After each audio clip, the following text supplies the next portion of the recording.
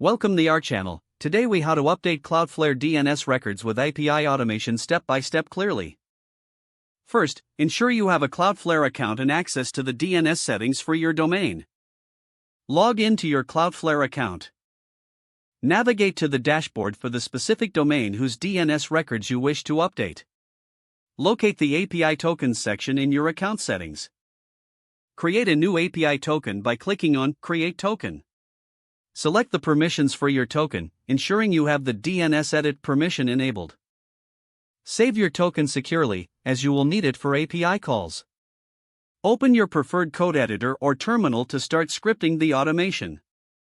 Choose a programming language that supports HTTP requests, such as Python or JavaScript.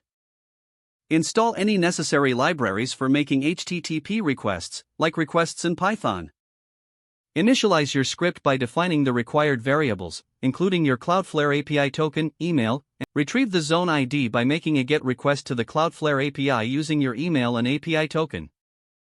Formulate the DNS record details you wish to update.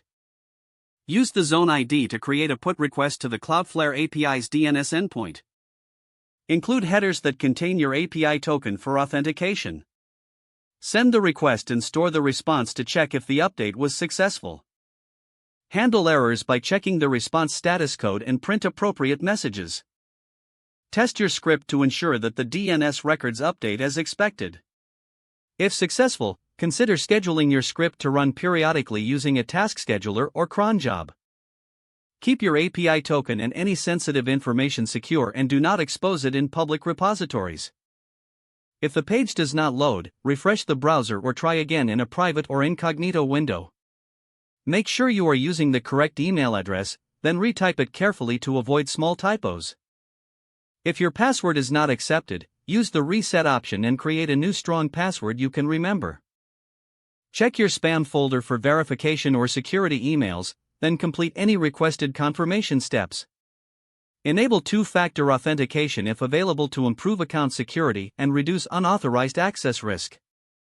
After signing in, review your profile details so your contact information and settings are accurate and current. If you see an error message, note it down and try again after restarting your device and internet connection.